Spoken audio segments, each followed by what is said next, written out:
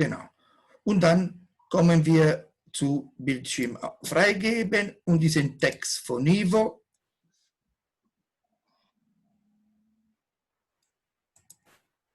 So.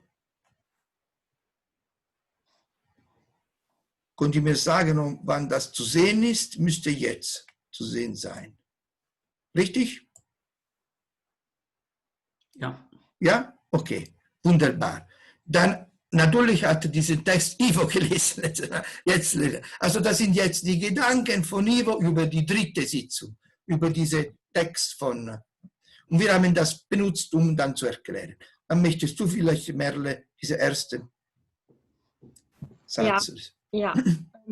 Die alte Logik beinhaltet einen Dualismus, der den Menschen als etwas von der Welt losgelöst betrachtet.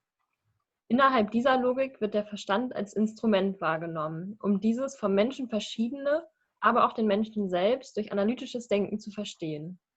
Hierbei wird alles, was ist, in unterschiedliche Teile, die Wissenschaften, gespalten und der Versuch gewagt, sich dem analytisch zu nähern.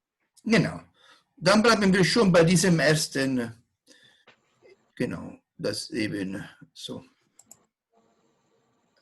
Wir haben hier zwei Begriffe, die ganz wichtig sind. Einmal Dualismus, einmal, ist nicht geschrieben, aber es meint das Gegenteil, Monismus oder Holismus. Also das ist eine Vision der Realität, gespalten zwischen Subjekt und Objekt, und eine Vision, eine Anschauung, wo Subjekt und Objekt, Mensch und Natur, also Subjekt und Objekt bedeutet im Grunde genommen Mensch und Natur. Oder auch Mensch und Mensch, aber vor allem Mensch und Natur, eine Einheit sind. Und das ist zum Beispiel eben eine Begrifflichkeit, die wichtig ist zu verstehen. Also, das befindet sich nicht so ausdrücklich bei Hegel, sondern es sind Oberbegriffe, die ich benutze, um zu erklären, weil die befinden sich auch bei anderen Philosophen. Also dualistisch denken bedeutet, dass der Mensch betrachtet die Natur als Mittel. Ich kann mit der Natur machen, was ich will. Und das ist eben zum Beispiel unsere Wirtschaft.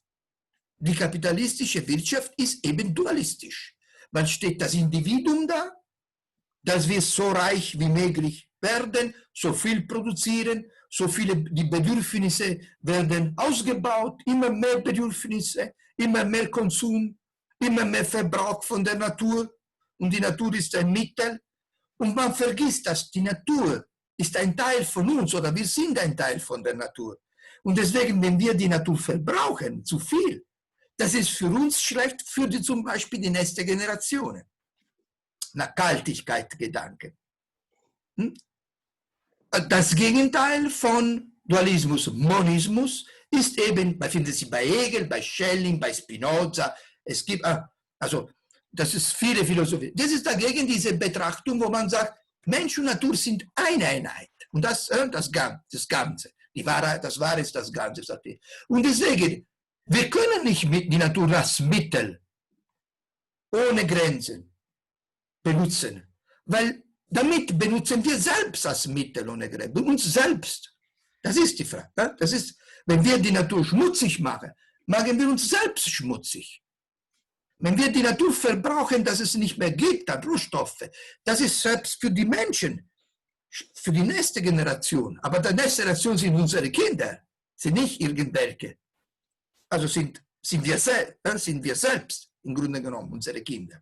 So, das ist meine Art und Weise. Also, dass ich versuche, diese sehr genaue Sprache der Philosophie, akademisch der Philosophie, zu zeigen, mit Begriffen zu erklären, dass die vergegenwärtigen.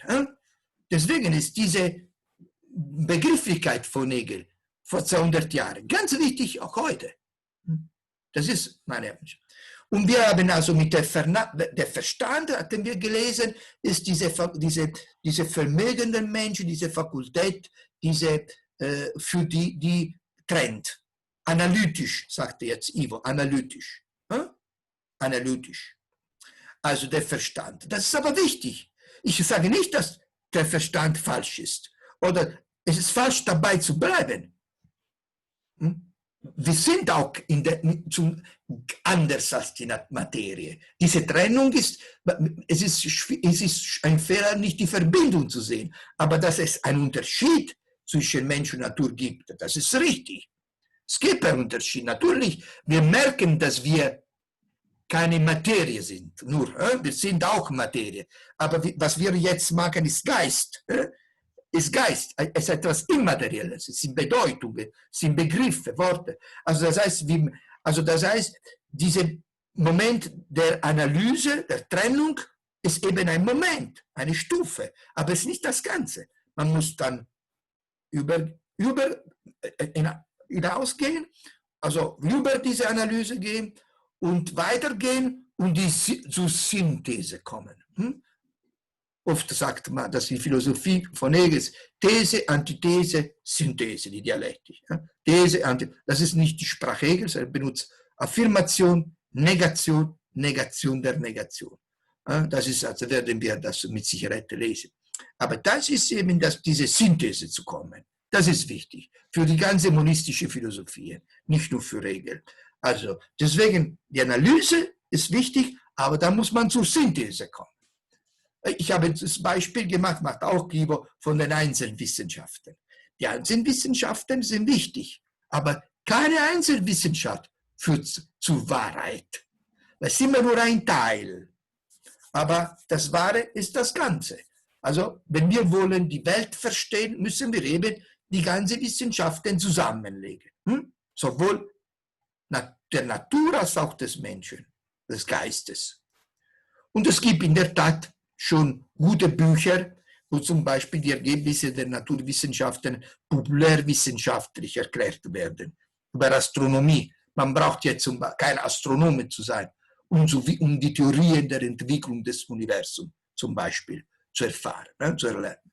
Da braucht man kein Astronom zu sein. Das sind erklärt ohne Diagramme, ohne Mathematik. Also dass jeder Laie, jeder Mensch da verstehen kann. So, deswegen haben wir schon diese Begriffe erklärt. Dualismus, Monismus oder Holismus sind Synonyme für eine ganzheitliche Vision. Dann haben wir Verstand, das steht hinter dem Dualismus, und Vernunft bei Hegel ist eben das Vermögen, diese Fakultät des Menschen, diese Fähigkeit des Menschen, des Geistes, das eben zu einer monistischen Vision kommen kann. Entschuldigung, eine kurze Zwischenfrage. Ja, Holismus und Monismus ist wirklich ein und dasselbe? Ja, also Monismus, Holismus, es ist eine ganzheitliche Vision. Dann, wenn man geht in verschiedene Theorien, man kann in verschiedene Philosophen anders. Aber da habe ich auch keinen Rat, das habe ich wahrscheinlich auch. Ich verwende Begriffe, man könnte ein Seminar nur über Monismus, über Holismus machen. Es gibt auch Pantheismus, wo die Gottheit überall ist. Der Gott ist nicht getrennt von es gibt verschiedene. Aber ich muss ein bisschen so im Allgemeinen bleiben. Aber es ist wirklich so, dass man heutzutage, auch wenn jetzt in Zeiten, wo die Bibliothek wahrscheinlich geschlossen ist, geht man einfach in Google, gibt Monismus, dann hast du so viele Webseiten, da kannst du einen Monat damit verbringen über Monismus oder Holismus. Also so müsste man machen. Eigentlich ich gebe euch die wichtigen Hauptbegriffe. Das sind die Schlüsse, die Kategorien, damit man begreift. Und mit dem Wort Dualismus hat man eine ganze Vision, Trennung von Menschen. Und einfach Dualismus geben, wie gesagt, auch Wikipedia ist sehr gut gemacht, weil das sind die wissenschaftliche Seite, da kann nicht jeder schreiben, das sind immer Wissenschaft. Da gibt es auch eine Bibliografie am Ende. Es gibt aber auch andere, nicht nur Wikipedia, nur die anderen sind oft zu spezifisch. Aber für eine erste Information über diese Begriffe ist Wikipedia wirklich gut für eine erste Information. Weil es gibt eine erste Information, dann am Ende sind Fußnoten, ist Bibliografie und dann kann man sagt, ich möchte wirklich mehr davon wissen. Da gibt es Monographien, Bücher über Dualismus, einfach eine Forschung machen, wenn man möchte in diese Gedankenwelt reinkommen. Ich muss weitergehen, ich muss gleich jetzt. Ja, kein Problem. Ist leider so. Ich würde auch gerne das machen. Leider so. Aber zum Beispiel in diesem Seminar morgens, Montag, Vormittag, alle 2 Wochen, das steht aber im My Study, da habe ich zum Beispiel nicht nächste, sondern übernächste Woche beschäftige ich mit dem 6. Kapitel von meinem Buch Philosophie für alle und es geht nur über Monismus. Okay, okay. Gut. Ja, da gibt es zum Beispiel dieses 6. Kapitel lesen. Ich begründe auch in diesem Buch Philosophie für alle, wieso der Monismus als Weltanschauung besser begründet ist der Sozialismus. Ich gebe eine Begründung. Aber eine Begründung, wo ich mehrere Stunden brauche im Unterricht, um das zu begründen. Ich muss argumentieren mit der Theorie der Wahrheit und so, oh, das könnte ich heute niemals machen. Da bräuchte ich wirklich 3-4 Stunden nur, um es ernsthaft zu machen. Und das mache ich immer in dieser Form, in diesem Seminar für Komplementärstudium. Da ist mir beim Master, habe ich gedacht, fürs Master mag ich etwas, sagen wir so, schwieriger, aber ich verstehe das. Ihr habt dieses Problem. Deswegen versuche ich das zu vermitteln. Ich versuche ein bisschen Hegel lesen, ein bisschen wie ein Hauptseminar beim Komplementär. Ich versuche zu vermitteln. Bewege mich zwischen Hauptbegriffe, die ich im Hauptseminar, im Komplementär oder so bei Lofana-Semester erkläre, und mit dieser Hegel lesen, mit dieser Lektüre von Hegel-Text. Ich versuche zu vermitteln. So. Gehen wir jetzt weiter. Möchtest du, Mama, zum Beispiel den 2. Satz lesen, hier von Ivo? Die neue Logik und so weiter. Ja. Die neue Logik hingegen geht davon aus, dass alles, was ist, als Ganzes wahrgenommen werden muss, das untrennbar voneinander existiert. Die Existenz des Ganzen befindet sich aber in ständiger Entwicklung. Alle Teile des Ganzen vollenden sich. Aus dieser Vollendung entsteht wieder etwas, das sich vollendet. Wenn nun das Ganze verstanden werden soll, so muss beachtet werden, dass es nicht möglich ist, durch analytisches Denken und formeller Logik, also durch vermeintliche Trennung des Ganzen, sich dem zu nähern, sondern dass selbst dieses Teil der Entwicklung des Ganzen ist. Im Gegensatz zur alten Logik wird somit auch davon ausgegangen, dass der Verstand etwas ist, das Teil dieser Entwicklung ist. Innerhalb der Entwicklung negiert der Verstand permanent. Diese Negation aber zeigt die Vernunft das Positive. Doch die Vernunft ist nicht Resultat des Verstandes, sondern ist der Natur bereits inhärent. Genau. Diesen letzten Satz habe ich ein Niveau, das muss man ein bisschen das besser schreiben. Das haben wir gesagt, das war nicht so, aber fangen wir mit dem ersten. Also was Ivo hier schreibt, richtig, er ergänzt, er sagt immer, was er verstanden hat von der 3. Sitzung, dass dieses Ganze, das wir mit der Vernunft rekonstruieren können, ist Entwicklung.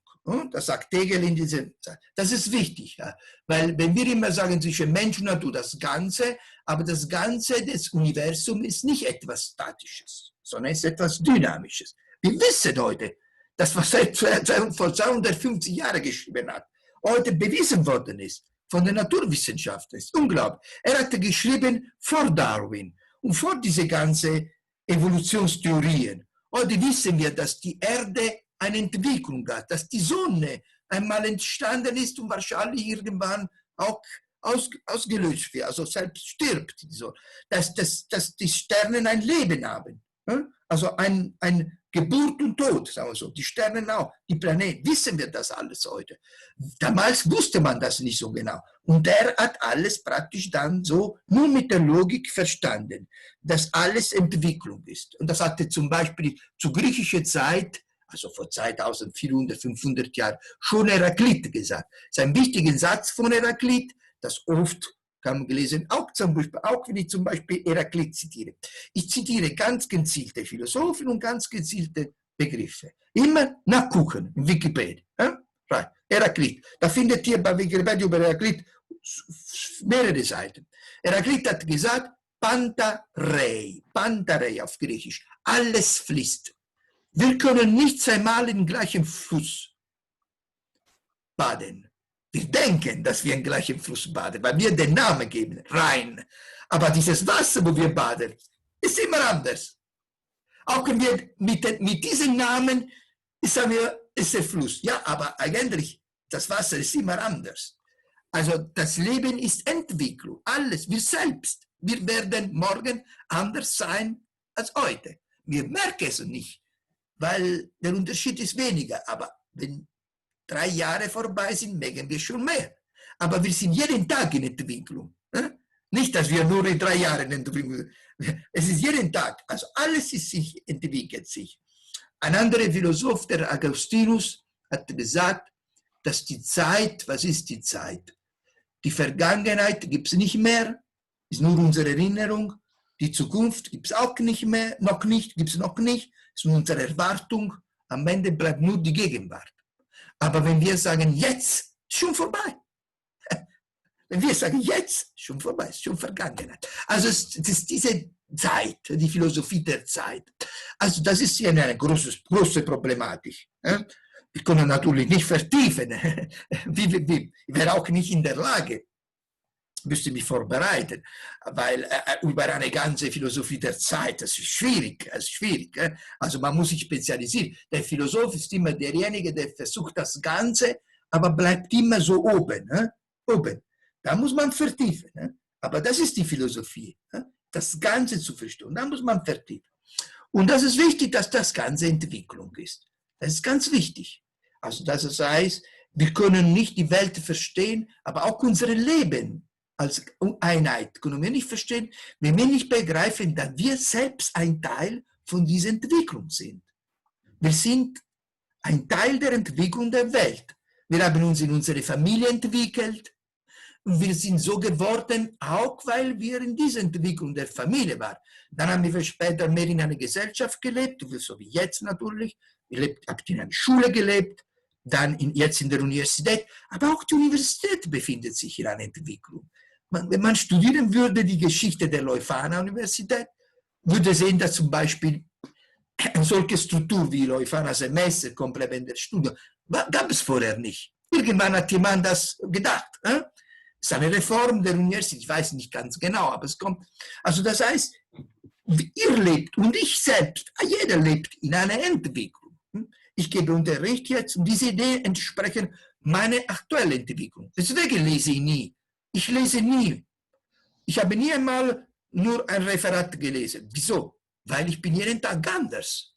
Ich muss jedes Mal so sprechen, wie ich heute bin. Ich bin heute ganz anders als Mittwoch. Weil ich habe auch gelesen, ich bin weiter als letzte Mittwoch. Ich kann nicht den gleichen Unterricht wie eine Maschine machen. Das geht nicht. Natürlich, klar, die Begriffe sind da. Das ist logisch, weil eben die sind da. Aber wir sind anders. Das ist sehr interessant. Deswegen ist es auch interessant, wenn die Leute frei reden, als wenn sie lesen. Weil wenn sie frei reden, man merkt, wie die Leute auch sich anstrengen zu reden, die Dozenten zum Beispiel, die richtigen Worte zu finden und so weiter. Und deswegen ist man diese Spannung, was sagt er? Wenn man eine liest, ist langweilig. So ist es. Aber das ist natürlich eine persönliche Einstellung für mich. Die Wahrheit ist das, dass alles Entwicklung ist.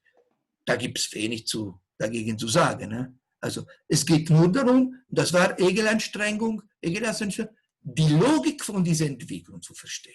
Das ist die Dialektik, ist nichts anderes als ein Versuch von Hegel, hat diese Entwicklung eine Logik oder ist Zufall?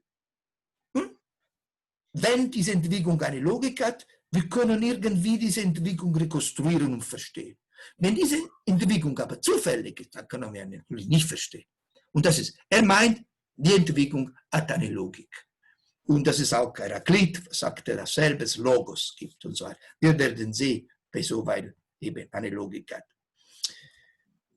Wenn es Fragen sind, könnt ihr euch melden. Ich sehe nur im Moment Lukas und Momo, aber Merle und der Kollege, auch der Kommiliton von euch, den kann ich Sie auch melden. Dein Vorname ist Malik. Ja.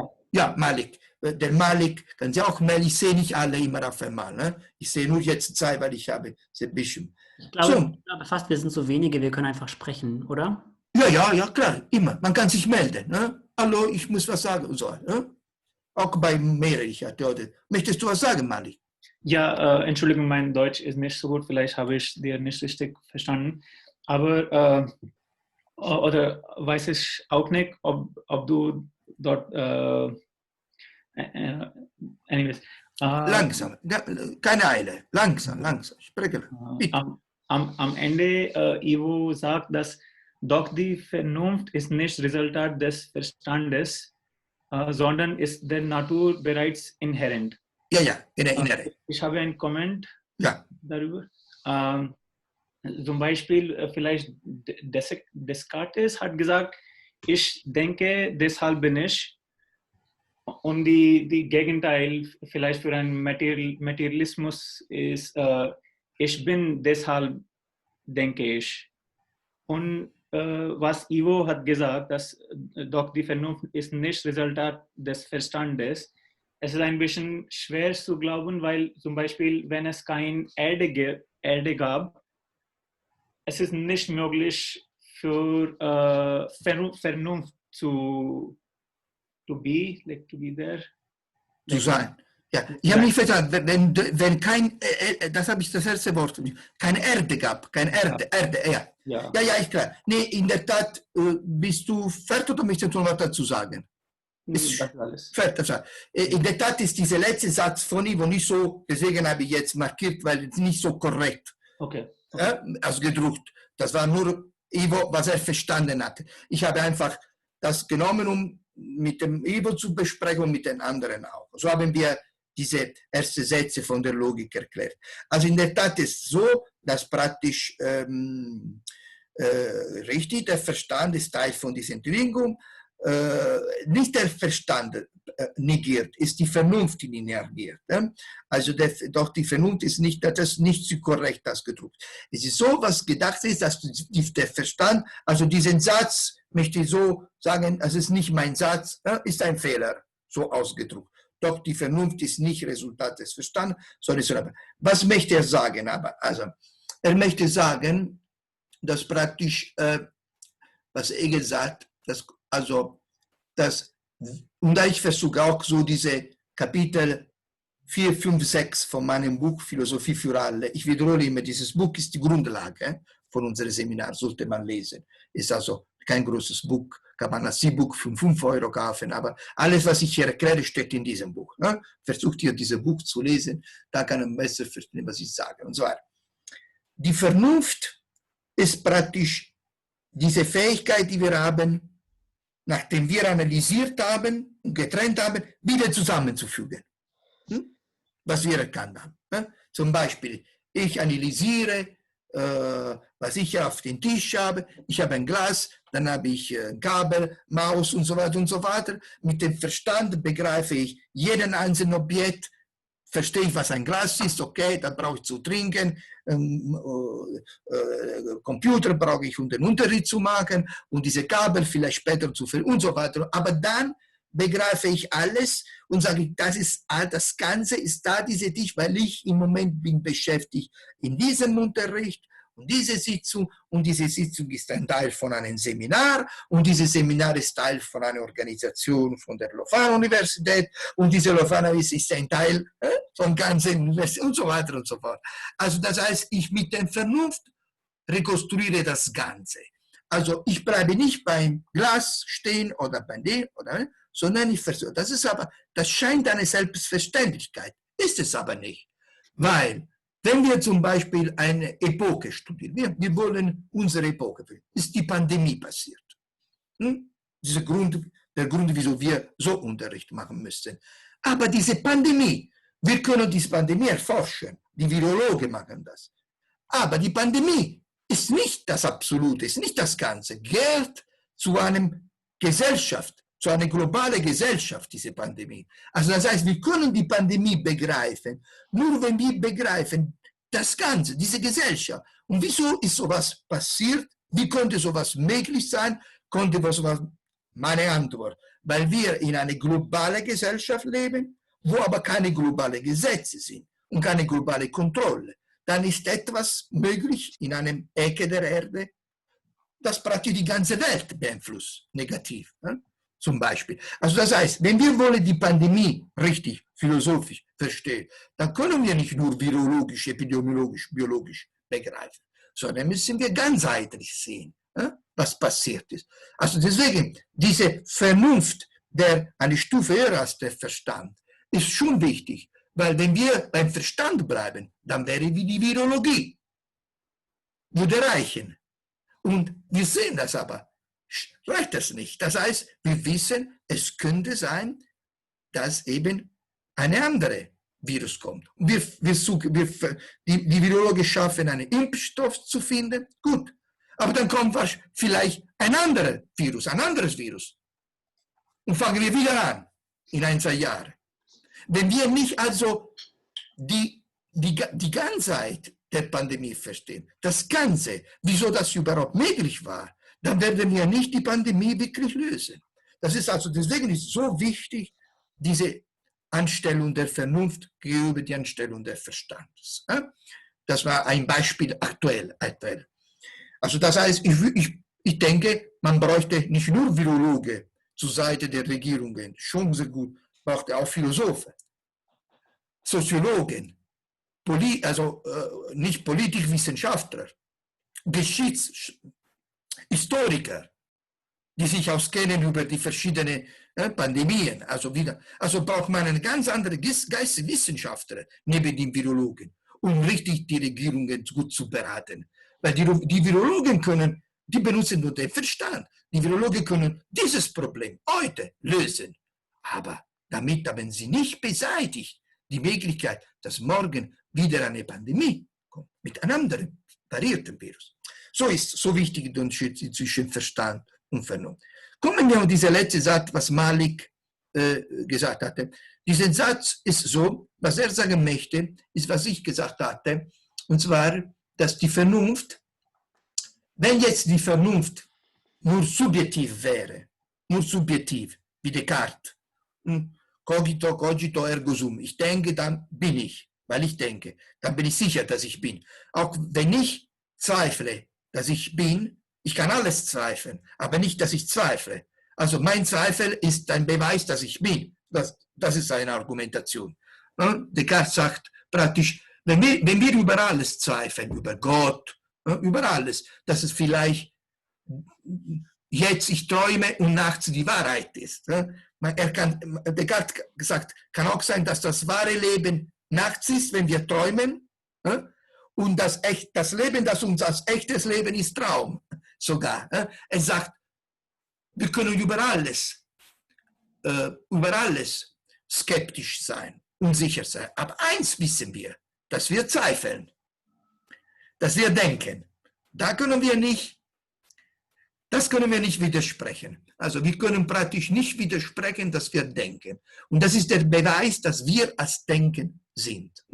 Das ist die Idee von Descartes. Damit beginnt dann die moderne Philosophie, 1500 in etwa, 16. Jahrhundert. Was Hegel dazu sagt, wie andere philosophische Prozesse, aber, und das versuche ich mit meinen Worten zu erklären, nicht, es ist Vernunft bei uns, klar, aber es ist auch Denken in der Natur. Weil wenn die Natur keine Logik hätte,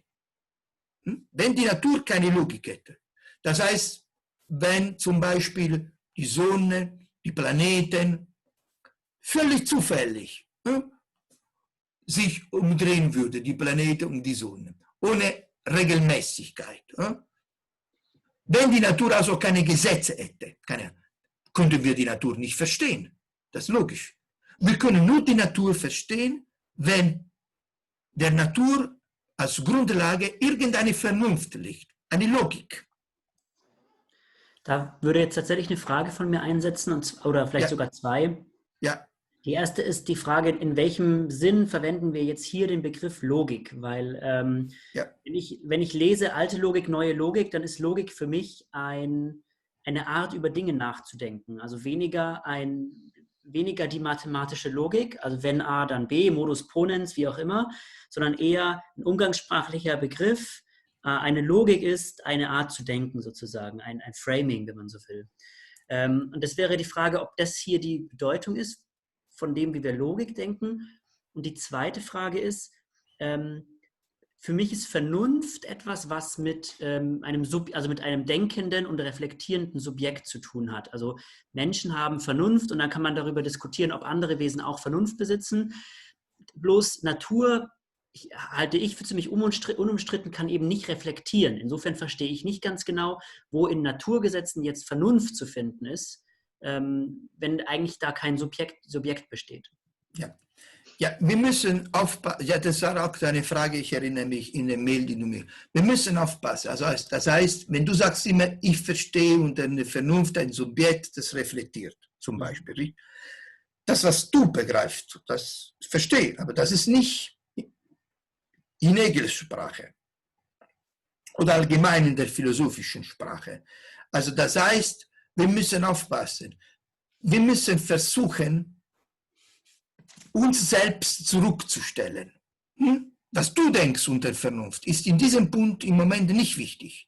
Du musst versuchen, total zur Seite zu legen, was du bis heute gedacht hast. Und du musst dich hineinversetzen in diese Worte von Hegel, was wir letztes Mal gelesen haben, das sind jetzt die Worte von ihm, aber er bezieht sich auf diese Worte von Hegel, von ihm. Das ist die einzige Möglichkeit, die wir haben, einen Text zu verstehen. Das gilt natürlich nicht nur für Hegel, das gilt für jeden Philosophen und für jeden Literaten auch, in seine Welt hereinzukommen. Also das heißt, das ist... Im Grunde genommen fehlt mir, also das habe ich schon verstanden. Ich versuche jetzt auch gar nicht hier meine Definition von Vernunft irgendwie zu propagieren. Mir geht es darum, dass ich nicht verstehe, welche Vernunft Hegel dann meint. Also ich habe keinen anderen Begriff, den ich durch meinen ersetzen könnte. Ja, also... Was du als Vernunft benutzt, würde sagen, in Englischsprache ist der Verstand. Dieser reflektierende Subjekt, das ist der Verstand. Aber er meint, also das ist, was wir normal in der deutschen aktuellen Sprache als Vernunft benutzen, das ist, was bei Hegel der Verstand. Meint Hegel in dem Sinne mit Vernunft eben, dass die Natur nicht unvernünftig ist, also dass die in sich geschlossen ist und sich selber sozusagen nicht im Weg stehen würde. Ja. Unvernunft ist ja in dem Sinne, wenn ich mir selber einen Stein in den Weg lege. Das ist unvernünftig, das macht keinen Sinn. Ja. Die Vernunft des Hegels, das würde ich so verstehen, dass die Natur sich selbst immer gut tut. Die würde sich selbst nicht unvernünftig geben. Ist es. Ja. Also das heißt, die Natur, also Verstand ist klar. Verstand ist, was wir heutzutage als Vernunft, Entschuldigung, bei Hegel Verstand ist, was wir heute als Vernunft sagen. Ne? Also, aber es gibt zwei Worte, auch in Italienisch gibt es zwei Worte. Da muss wohl ein Grund geben, wieso zwei Worte gibt, Verstand und Vernunft. Verstand ist eben, was man normalerweise heute auch als Vernunft bezeichnet. Aber Hegel sagt, pass auf, nein, weil der Verstand ist dieses analytisches Denken. Und Vernunft muss die Möglichkeit sein, dass man wirklich die Beziehungen begreift, die Verhältnisse, das Netz des Lebens. Und eben dieses Netz des Lebens, wo alles verbunden ist, wo nichts Unabhängiges gibt. Wir sind abhängig von der Luft, die wir atmen, von dem Wasser, das wir trinken, von der Erde, wo wir sind und so weiter. Wir sind abhängig von den Freundschaften, die wir haben. Wir sind abhängig von der Familie, wo wir aufgewachsen sind, von den Schulen, von der Universität, von den Dozenten, die wir haben. Und der Unterricht von mir ist abhängig von den Studierenden, wie sie reagieren und welche Frage es ist. Wir sind in dieser Verbindung. Um diese Verbindungen zu verstehen, dieses Netz, das ist eben die Vernunft. Und in diesem Netz, sagt Hegel, es gibt eine Logik. Die Natur ist ein Netz. Die Natur sind verschiedene Elemente, die aber nicht voneinander getrennt sind. Die sind in einer Harmonie, in einer Ordnung, so wie Momo gesagt hat. Die stehen sie nicht auf dem Weg. Wenn es passiert etwas, die Natur findet sofort ihr Gleichgewicht. Und dieses Gleichgewicht der Natur, diese Ordnung, auch wenn Erdbeben geschehen, die für uns natürlich nicht schön sind, für die Natur gehören zur Ordnung der Natur.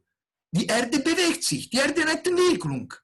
Und diese Erdbeben gehören zur Entwicklung der Erde. Die erreicht dann ein neues Gleichgewicht. Eine neue Position der Erdplatte. Und diese Ordnung, die Natur, ist das, was wir als Logik sehen wollen. Also das heißt, diese Ordnung, diese Gesetze, diese Gesetzmäßigkeit, wie wollen wir das nennen? also dass alles passiert nicht nach Belieben oder so, Zufall oder ein Gott, der entscheidet plötzlich etwas Gutes oder etwas Schlechtes, so wie im Polytheismus, in diesem alten Religionen, oder so, sondern eben alles geschieht nach Gesetze, nach einer inneren Logik oder innere Gesetzmäßigkeit der Natur.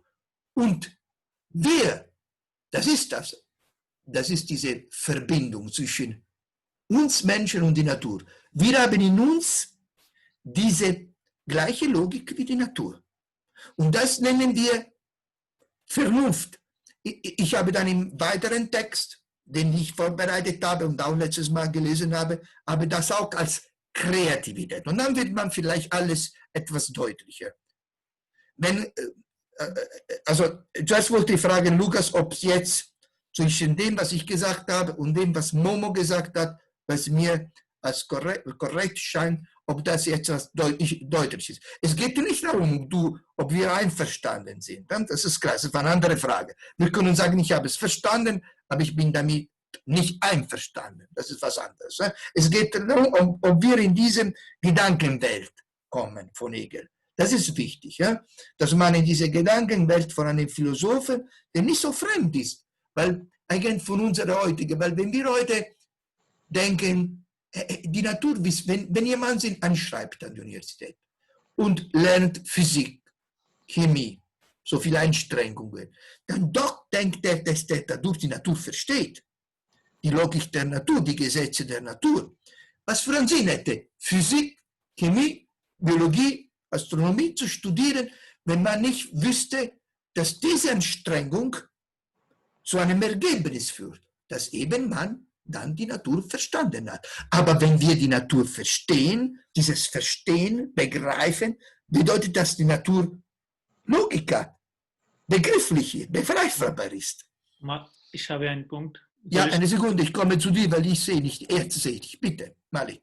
Okay. Wenn man, ich habe ein Problem mit das.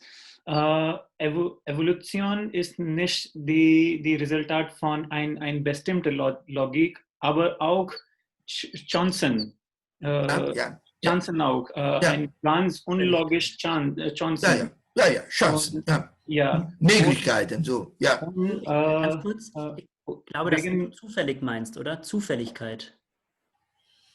Like chance as in randomness? Randomness, Chance. Zufälligkeit, eben auf Deutsch. Chance wegen eine Bewegung von Quantität zum Qualität.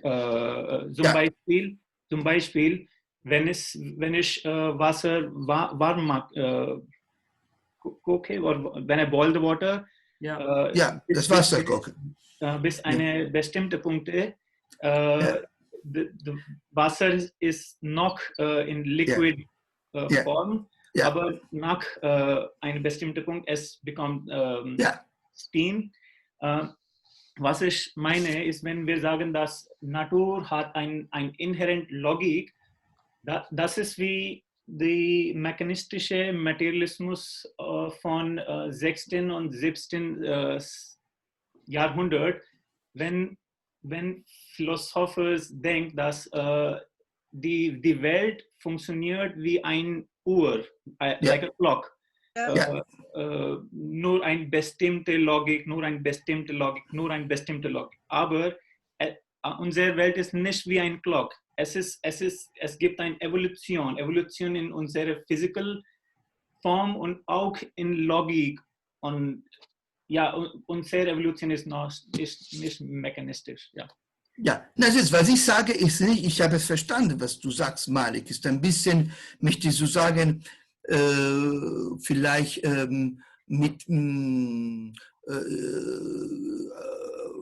vergleichbar mit dem, was Friedrich Engels sagt, der dialektische Materialismus, der kommt von Hegel. Aber das ist nicht anders. Wir müssen immer versuchen, zu verstehen, was Hegel meint. Das heißt, Natürlich gibt es Chancen oder gibt es Zufälligkeiten, natürlich gibt es eben, wir sagen nicht, dass alles mechanistisch determiniert ist, nicht, dass alles so, aber was wir sagen ist nur hier, dass praktisch die Natur eine Gesetze hat, Regelmäßigkeiten hat. Diese Gesetze, diese Regelmäßigkeiten, also dass diese Entwicklung zu Bildungen, zum Beispiel zu der Tiere, und wir sind auch unsere Körper als Tier, nehmen wir als zum Beispiel unsere Körper. Die Natur führt zu unserem Körper. Unser Körper lebt, ist ein Organismus. Das sind verschiedene Teile und diese Teile sind alle in einer Einheit. Und jedes Teil von unserem Körper hat eine Funktion. Und wir können als Menschen leben, genau weil unser Körper ist so strukturiert. Mit dem Gehirn denken wir, mit den Augen sehen wir, mit den Händen greifen wir und so weiter und so fort. Und das ist eben, was wir sagen könnten, ein Organismus, etwa eine Logik hat.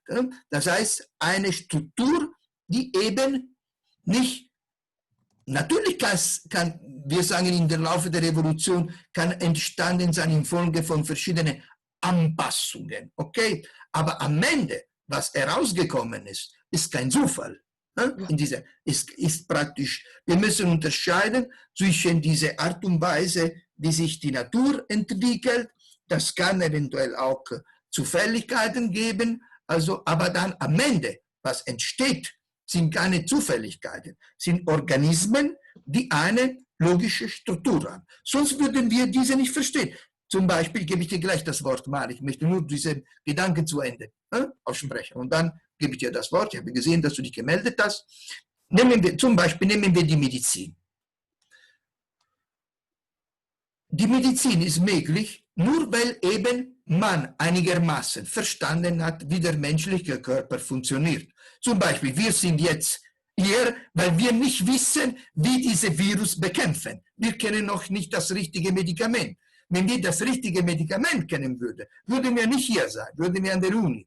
Also das heißt, die Medizin ist die Wissenschaft, die in der Lage ist, die Logik, ich drücke mich so aus, die Logik des Körpers zu verstehen.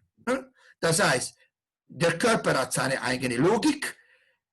Einigermaßen haben wir verstanden, so sind wir in der Lage, einige Krankheiten zu heilen, aber andere noch nicht. Aber wir wissen, wir brauchen Zeit, werden wir auch diese Krankheiten heilen. Dann vielleicht entstehen andere Krankheiten. Wieder müssen wir Wissenschaft betreiben. Und das ist also, wir können die Logik der Natur verstehen, weil wir in uns die gleiche Logik haben. Also das heißt, diese Vernunft, das ist der Satz von, wo wir ausgekommen sind. Doch die Vernunft ist nicht Resultat, sondern die Vernunft ist der Natur bereits inhärent. Diesen Satz ist richtig. Ja? Also die Vernunft ist der Natur bereits inhärent. Also das bedeutet, die Natur ist nicht bewusst logisch. Also das heißt nicht, dass das Virus denkt, ich möchte jetzt, 20.000 Italiener töten und 50.000 Amerikaner. Das ist nicht so. Das Virus, aber trotzdem, wenn das Virus getötet hat, so viel, dann muss logische Gründe geben. Das muss. Und die müssen wir verstehen, diese logische, damit wir vermeiden. Zum Beispiel nächsten Winter. Oder heilen. Das ist eben die Logik, in diesem Sinn. Malik, ich wollte nur den Gedanken zu ändern. Ja. Wir sind nicht in Unity, wie sagt man Unity? Einheit. Wir sind nicht in Einheit, aber in die Einheit von Kontradiktionen. Zum Beispiel nehmen wir ein Magnet. Es hat einen Nordpol und Southpol. Ja. Aber wenn wir die Magnet brechen, die beide Teile hat ein Nordpol, Southpol, Nordpol und Southpol. Ja. Wir sind nicht in Einheit, aber in Einheit von Kontradiktionen. Zum Beispiel Kapitalismus. Kapitalismus, die primary Kontradiktion von Kapitalismus ist Sozialform des Produktion, aber Privatmod des Appropriation. Und diese Kontradiktion,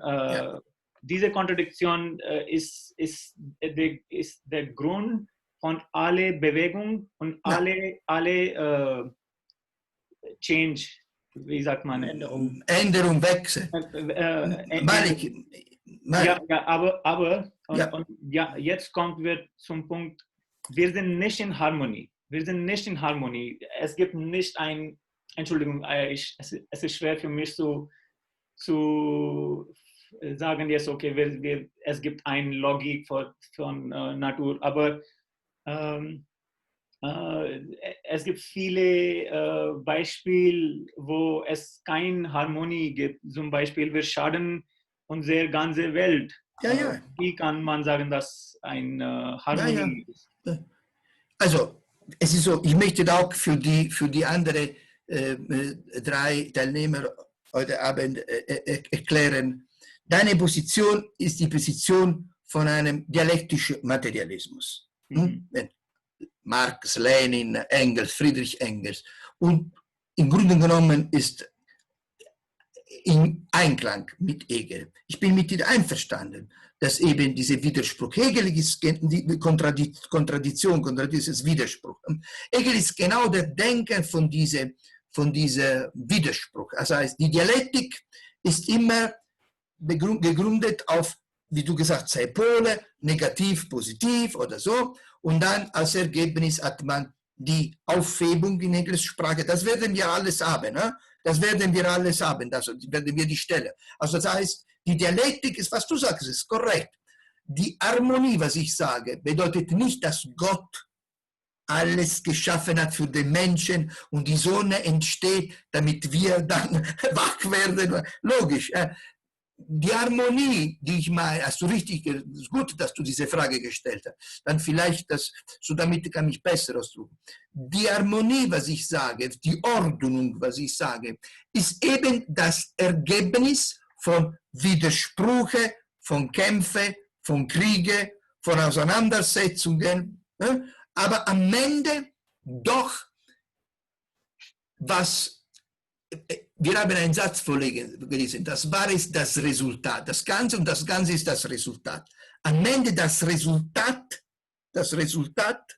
ist eine Einheit. Das heißt, unser Körper lebt und wir sind da ruhig, wir haben gegessen. Natürlich, wenn wir heute nicht gegessen hätten, wäre kein Mensch da. Keine von uns wäre da, weil wir wären im Widerspruch mit uns selbst, diese Dialektik des Lebens. Wir hätten Hunger und wir könnten nicht sprechen. Also das heißt, wir haben diesen Widerspruch des Körpers, des Hungers überwunden, haben wir gegessen und sind wir zu einer Einheit mit uns selbst gekommen. Und diese Einheit nenne ich das Harmonie oder Ordnung, aber du hast richtig gesagt. Diese Einheit ist praktisch, enthält in sich einen Kampf, einen Widerspruch. Das ist eben die Entwicklung. Also ich sehe nicht, dass es eben einen Unterschied gibt zwischen uns. Es gibt nur den Unterschied zwischen Materialismus, dialektischem Materialismus und dialektischer Idealismus bei Hegel. Es gibt nur einen Unterschied, wenn wir sagen, die Materie bestimmt alles. Dann wäre ein anderer. Aber sonst, dass die Entwicklung besteht aus Widerspruch und Überwindung der Widersprüche, dann bin ich einverstanden mit dir. Und das ist Hegel. Marx hat von Hegel gelernt das. Marx hat von Hegel gelernt, dass die Entwicklung ist dialektisch und diese dialektisch besteht aus Widerspruch. Das haben wir, der erste Satz gelesen, Sitzung 3, als wir die Logik gelesen haben, da stand genau, dass die Vernunft ist negativ, negiert. Also das heißt, Die Vernunft bleibt nicht beim Positiven. Das Positive, sagen wir so, wir haben gegessen, müssten wir normalerweise still bleiben und warten, dass wieder Hunger bleibt. Wieso sollen wir, nachdem wir gegessen haben, wieso sollen wir überhaupt uns bewegen und was lernen und was machen? Können wir ganz in Ruhe warten.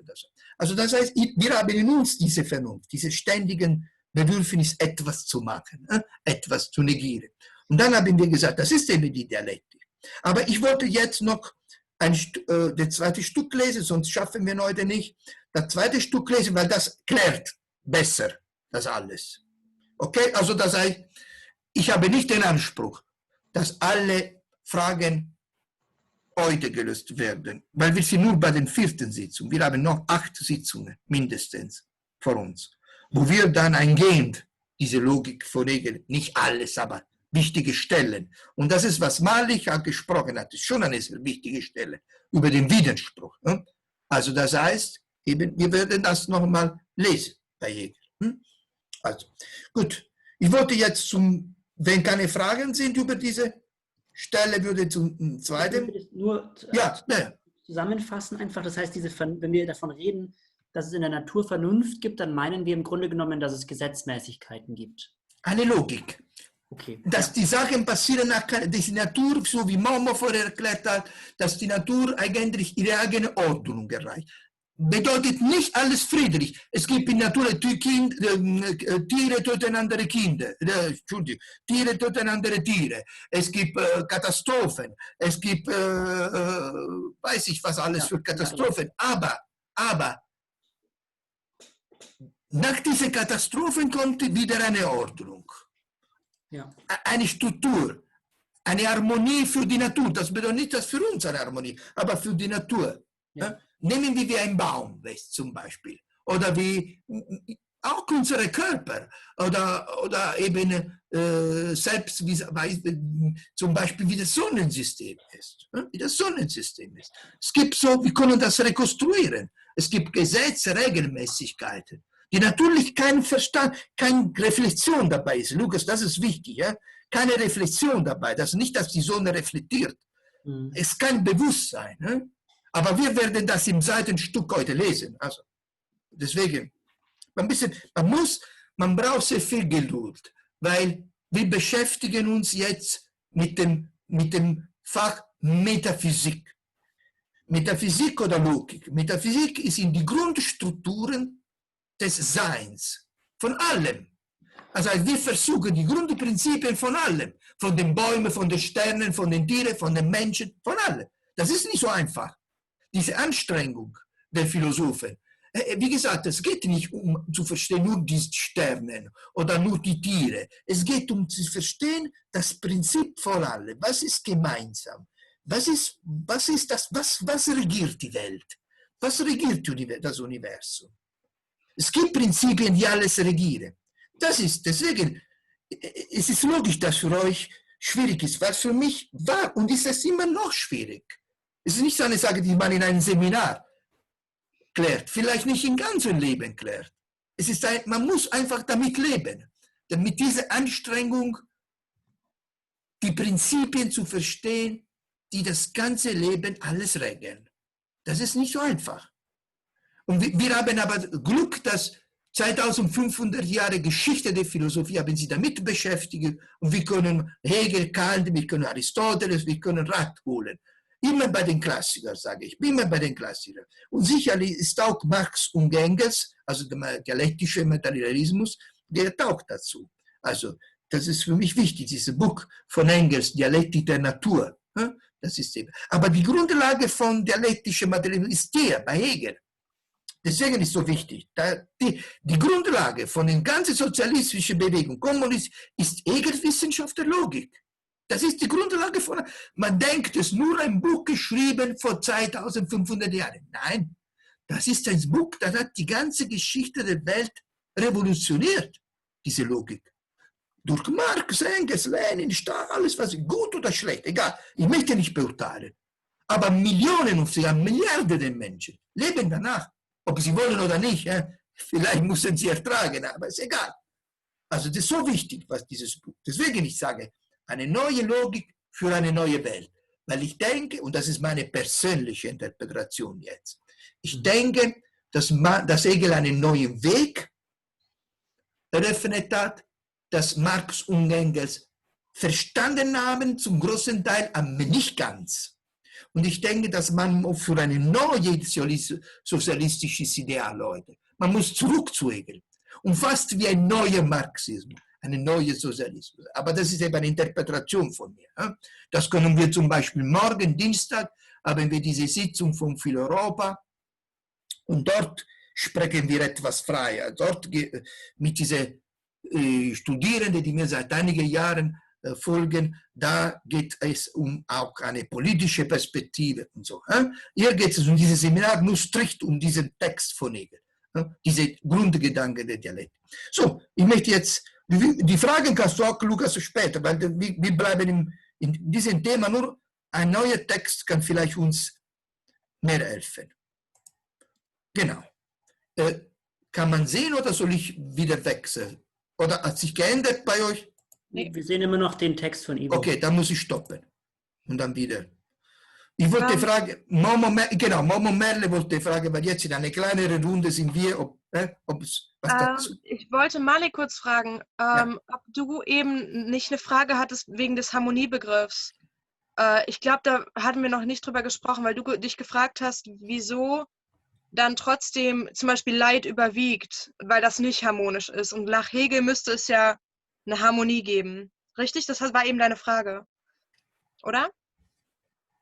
Ja, du bist stumm. Ich kann dich nicht hören. Entschuldigung. Vielleicht, ja, ich sage, es gibt es gibt keine Harmonie und keine bestimmte Logik, weil ich spreche von, ja. Ja, ich glaube aber, was bei Hegel einfach der Unterschied ist, der redet in dem Sinne nicht von, also Harmonie ist, also was der Mensch macht, ist so ein bisschen ausgenommen aus diesem Harmoniegedanken, weil der Mensch durch sein Bewusstsein sich gegen die Vernunft entscheiden kann. Also der Mensch kann unvernünftig handeln und so mehr Leid schaffen, als die eigentliche natürliche Logik wieder zu Freude machen würde. Weißt du, was ich meine?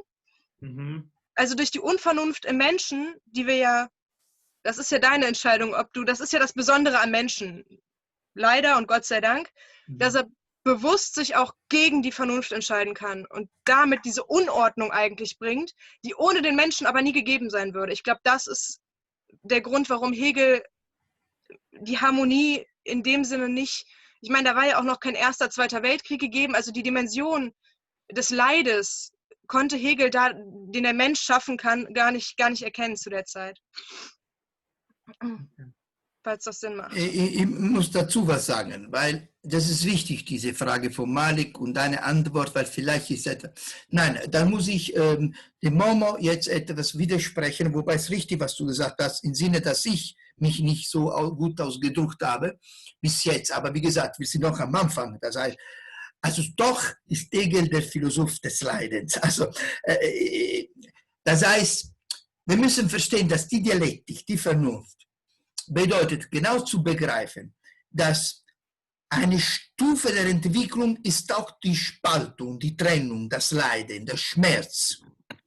Aber dann dieses Schmerz, dieses Leid, diese Trennung wird überwunden, aufgehoben, wird überwunden. Und dann erreicht man eine Harmonie, eine Stabilität, die dann aber wieder in Entwicklung wird, wieder in Frage gestellt. Wie das Leben. Wie gesagt, wir essen und sind wir satt. Eine Zeit lang essen wir nicht, trinken wir nicht, dann automatisch kriegen wir Hunger. Und wenn wir nicht essen, hat sich jetzt genau in Türkei als ein Sänger sich sterben lassen. Vor wenigen Tagen passiert. Er hat praktisch aus Protest gegen Erdogan, gegen diese Regierung von Erdogan, der hat verboten, ich weiß gar nicht ganz genau, ich möchte jetzt nicht falsch sagen, aber auf jeden Fall, es war eine Gruppe, eine Band von den Turken. Er hat sich davon, der Gitarrist und Sänger, er hatte diese Hungerstreik. Er hat vor wenigen Tagen, nach, glaube ich, mehrere 100 Tagen gestorben. Also das bedeutet, wenn wir nicht essen und nicht trinken, dann sterben wir. Also das Leid gehört zum Leben. Nur indem wir essen und indem wir trinken, wir überwinden das und erreichen wir diese, sagen wir so, diese Ordnung, diese Harmonie. Und immer wieder. Das ist aber in einem Paar nicht anders so. Die Paare streiten immer, aber das gehört dazu. Auch keine Freundschaft oder ein Paar. Der Streit gehört dazu. Und Hegel sagt auch zum Beispiel zwischen Völkern, die Kriege sind auch, haben einen Sinn gehabt in der Geschichte, weil eben es gab Entwicklungen, dann gab es Völker, die hatten eine höhere Idee der Gesellschaft, eine Stufe eher in der Geschichte und haben die andere Völker besiegt und so weiter und so. Also Hegel ist schon der Philosoph gewesen von diesen Schmerzen, von diesem Leiden. Wie soll man, nur das für ihn dann ist nicht es ist nicht Endstation. Das Leiden oder ist nicht Endstation. Das wird überholt. Auch der Tod als solche ist nicht Endstation. Natürlich, wir sterben als endliche Menschen. Aber es sind andere Menschen dann. Wir haben unsere Ideen weitergegeben. Wir haben vielleicht Kinder gehabt und so. Das geht auch weiter. In diesem Sinn. Also das heißt eben, das ist die Vernunft. Zu verstehen, wie die Entwicklung läuft. Und zur Entwicklung, da muss ich Malik recht geben, zur Entwicklung gehört natürlich auch der Widerspruch, die Kontradiktion, also Contradiction, so Widerspruch gehört eben, aber es ist nicht nur Widerspruch. Das heißt Widerspruch, aber dann kann man wieder eine neue Einheit finden. Zum Beispiel der Sozialismus ist die Idee von Marx, dass nach diesem Widerspruch zwischen Kapital und Arbeiter eine Einheit erreicht wird. Das ist die Idee von Marx. Dass der Kommunismus ist praktisch dann die Gesellschaft ohne Widersprüche, ohne Harmonie, wenn wir so wollen. Das Ideal, das große Ideal von Marx ist der Kommunismus als harmonische. Bitte, Malik. Nur eine kleine Frage. Ich weiß nicht, ob Marx das gesagt habe, aber hat Marx das gesagt, dass im Kommunismus eine Harmonie, eine Einheit, eine Gesellschaft ohne Kontradiktion gibt? Ich denke, ja. Es sagt das nicht, oder? Ja, weil der Kommunismus nach Marx ist die Gesellschaft, in der diese Spannung zwischen Eigentümer der Produktionsmittel, also die Kapitalisten, diejenigen, die das Kapital haben, und die Arbeiter, die müssen für diese Menschen arbeiten. Die Arbeiter sind diejenigen, die nichts haben, aber nur Kinder. Proletariat, Prolis heißt Kinder. Das Proletariat sind diejenigen, die nur kein Reichtum haben, nur Kinder. Kinder. Und wenn wir in eine kommunistische Gesellschaft die Fabriken und die Erde, also das Eigentum, das richtige Eigentum, staatlich wird, von allen gehört, dann dieser Widerspruch, diese Kontradiktion zwischen Kapital, Menschen, die Kapital haben und Menschen, die nichts haben, müssen für diese anderen Menschen haben, hört auf. Das ist die Idee von Marx. Was ich nicht für falsch halte. Ich halte nur für falsch, wie man das erreicht oder so. Aber wie gesagt, das ist jetzt ein politisches, es geht jetzt darum, dass wir mehr die Logik verstehen, die dialektische Logik. Und zur dialektischen Logik gehört sowohl diese Stufe, dieser Moment der Trennung, der Widerspruchs, des Kampfes, als auch aber der Moment der Einheit, der Versöhnung, wie sollen wir das nennen, der Harmonie. Aber wie gesagt, das wird kommen, weil das ist eine ganz wichtige zentrale Idee von Hegel. Jetzt lesen wir, deswegen werden wir auch nächstes Mal darüber reden, das ganze Seminar werden wir darüber reden. Muss nicht alles heute klar sein. Also wir nähern uns langsam. Wir nähern uns, dass wir das immer besser begreifen. Also es ist nicht so, das brauche ich nicht. Ich wollte jetzt nochmal teilen. Moment, hier. Genau, und das ist jetzt diese Genau, dieser Text von mir, das ist jetzt ein Text von mir, deswegen ist es nicht jetzt ein Text, das ich veröffentlicht habe. Es kann vielleicht ein paar Fehler geben. Ich habe das extra geschrieben für die 4. Sitzung und diese Begreiflichkeit. Ich habe jetzt den Begriff von Kreativität, weil wir hatten uns damals insbesondere schwer gemacht, diesen Begriff der Negativität zu verstehen. Negativität ist genau diese ständige Entwicklung, diese ständige, wie soll ich sagen, Überwinden von einem Stillzustand. Wir haben einen Stillzustand, wir sind satt, aber geht weiter. Wir werden Hunger kriegen, dann müssen wir essen. Das ist die Negativität. So, möchten wir ein bisschen das lesen, vielleicht Lukas ein bisschen lesen und dann auch Malik. Das ist eben, ich kenne deine Probleme, Malik, weil ich musste mich auch mit der deutschen Sprache, das ist nicht so einfach. Das ist eine große Anstrengung, kein Problem. Alles langsam machen und ich spreche auch natürlich nicht perfekt Deutsch. Es ist also man muss also, ist wichtig, dass man sich verständigen kann und wir haben dich sehr gut verstanden. Und du hast auch eine sehr wichtige Frage gestellt, wie auch Lukas, wie auch alle anderen. Also deswegen, die Sprache ist ein Hindernis, aber überwinden wir diese Hindernis ohne Probleme. Und wir kommen zu einer Einheit. Wir sind eben dialektisch. So, also der Lukas liest ein bisschen und dann liest auch Male. Kreativität. Jetzt, Entschuldigung. Ja. Schlüsselwort ist dabei der Begriff Kreativität. Alles ist im Sein, im Universum kreativ, schöpferisch. Galaxien sind kreativ, da sie Sterne und Planeten hervorbringen. Planeten sind kreativ, da sie das Leben entstehen lassen. Das Leben ist kreativ, da es Tiere und Menschen schöpft. Menschen sind kreativ, da sie die Welt des Geistes produzieren. Klammer auf, Kunst, Wissenschaft, Staaten, Institutionen und so weiter. Genau. Also wir waren bei der 3. Sitzung vor allem Probleme mit der Kreativität. Weil natürlich, wenn man sagt, das Leben ist negativ, dann verstehen die Leute was ganz anderes, als was Hegel meinte, also dass alles negativ ist. Wir haben damals den Satz von Hegel gesehen, die Natur ist negativ, aber dabei ist sie auch positiv. Vielleicht danach nehmen wir wieder diese Stelle von Hegel, lesen wir. Ich hatte nicht für heute vorbereitet, aber ich kann mir die aussuchen natürlich. Also, wenn wir den Begriff Negativität mit dem Begriff Kreativität erklären, dann natürlich ist alles einfacher. Also Kreativität bedeutet nicht bewusst kreativ. Wenn ich sage, im Universum ist alles kreativ, schöpferisch, die Galaxien sind kreativ, bedeutet nicht, dass die Galaxien entscheiden, die Sonnen zu produzieren. Aber doch werden Sterne und Sonnen produziert, kreiert, geschöpft. Das ist eine Tatsache, dass Sterne und Planeten entstehen. Also im Universum gibt es eine kreative Kraft. Ist die Materie diese kreative Kraft? Okay. Der Materialismus ist die Materie. Aber es gibt eine Kraft, die kreiert, die schöpft.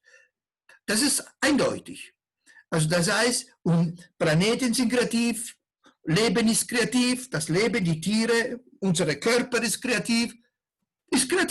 Wir werden älter, aber das ist gut. Das heißt, unser Körper entwickelt sich, so muss es sein. Und wir kreieren Menschen, wir können Kinder auf die Welt bringen, sind wir kreativ. Natürlich, wir sind bewusst kreativ, die Menschen sind bewusst kreativ, wie Momo vorher gesagt hat. Richtig. Ne? Also das heißt, diese Vernunft, diese Logik, die gemeinsam ist zwischen Mensch und Natur, weil eben Mensch und Natur eine Einheit sind, ist kein Dualismus, Monismus und auch der dialektische Materialismus ist Monismus, ist eine monistische Vision, eine Einheit von Mensch und Natur. Diese Logik ist eben Kreation, ist eine Logik der Kreativität, der Kreation. So kann man vielleicht besser verstehen. Natürlich ist praktisch anders die Kreation in der Materie als jetzt bei Menschen.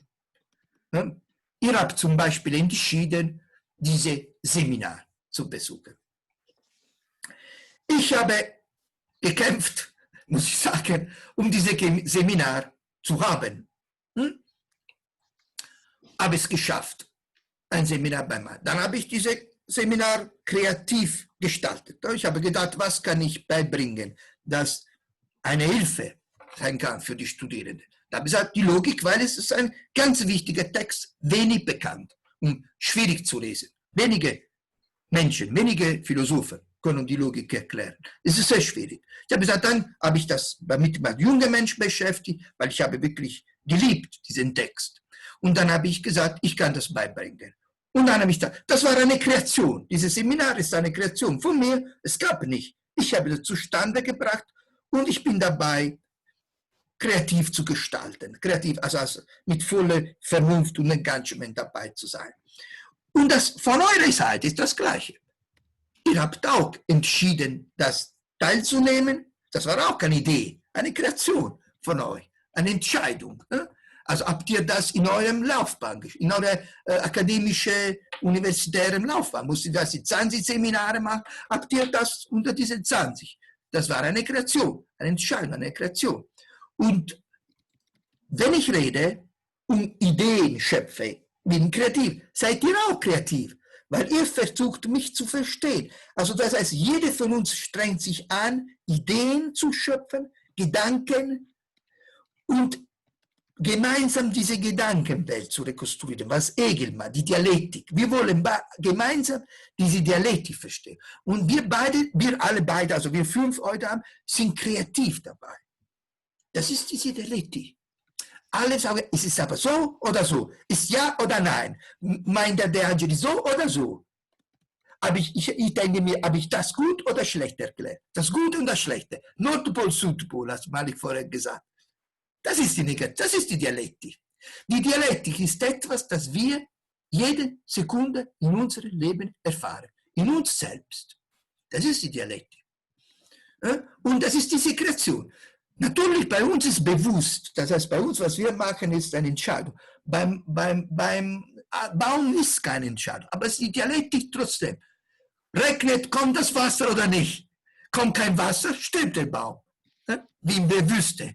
Große Probleme, die in Deutschland sind, weil es regnet zu wenig. Wir haben seit 3 Monaten hier kaum Regen. Wenn das so weitergehen würde, wäre in Deutschland nicht so schön grün alles, Wälder und so weiter. Also wir wissen das. Also ist die Luft gut oder ist die Luft schlecht? Und so weiter. Dieser Virus verschwindet oder bleibt. Das ist auch im Leben die Dialektik. In den Bäumen die Dialektik. Also das heißt, es kann ein Baum in einem Garten können zum Beispiel Rosen, eingepflanzte Rosen, zu wenig Wasser sterben. Aber gut, wir gehen und gießen. Aber wenn wir nicht gießen würden, dann sterben die. Oder im Wald oder so. Also das heißt eben, diese Dialektik ist eben diese Entwicklung von diesem Ja oder Nein, Leben oder Tod. Es geht oder es geht nicht. Erklärt der Angelis gut oder schlecht? Verstehe ich gut, erklärt gut und wie verstehe ich schlecht? Oder erklärt es schlecht und ich möchte liefern und so weiter. Diese Dialektik. Das ist eben mit der Kreativität zu tun. Ich wollte kurz fragen jetzt. Ist diese Kreativität, weil das ist ganz wichtig, diese Kreativität. Wenn wir diese Kreativität, das ist nicht das Wort, das Hegel verwendet. Das ist Negativität bei Hegel. Aber der Ernst Cassirer, ist ein wichtiger Philosoph, aber nicht wie Hegel, also nicht zu vergleichen wie Hegel oder Kant, aber trotzdem ein Professor der Philosophie, der hat ein wichtiges Buch geschrieben, heißt das Erkenntnisproblem in der Geschichte, in der Philosophie der Moderne vor allem. Und er hat diesen Begriff erklärt für Schelling vor allem, diese Kreativität bei Schelling. Und das hat, ich denke, er hat gut verstanden. Schelling ist praktisch ein gleichzeitiger Philosoph mit Hegel, haben sie zusammen studiert und so weiter. Vieles von Hegel kommt von Schelling, ganze Naturphilosophie von Hegel. So, wie sieht es aus mit diesem Begriff der Kreativität? Jetzt wohl die Frage. Komm, hilft ein bisschen weiter zu verstehen, diese Kreativität, diese Kraft. Für die Religion ist natürlich Gott. Das ist hier, ich spreche nicht. Bitte, Merle, wolltest du was sagen? Nö, also ich verstehe das ganz gut. Sie schreiben ja auch in Ihrem Buch, zuerst ist das Sein, dann das Nichts und daraus entsteht das Werden. Das verknüpfe ich damit gerade. Ja. Und das sind die ersten 3 Kategorien. Ne? Das wird uns beschäftigen wahrscheinlich übernächstes Mal. Weil ich weiß es nicht, ich habe jetzt kein festes Programm. Ich mache jetzt am BGV mit, da müssen wir alle zusammen. Ich habe ein Programm, aber ich versuche das so zu machen in Einklang mit euch. Nicht, dass ich weitergehe und nur 2 mitkommen oder 3. müssen wir alle mitkommen. Ne? Es gibt Dozenten, die ziehen durch, egal wer, aber ich bin nicht so. Ich denke immer ein Seminar oder auch keine Vorlesung, weil inzwischen mein Seminar heute Morgen sind 60 Leute angemeldet. Kann man nicht mehr von einem Seminar reden. Aber ich denke, man muss in eine Gruppe in alle zusammen gehen. Aber, ich hätte noch eine Frage, wenn das nicht den Rahmen sprengt heute.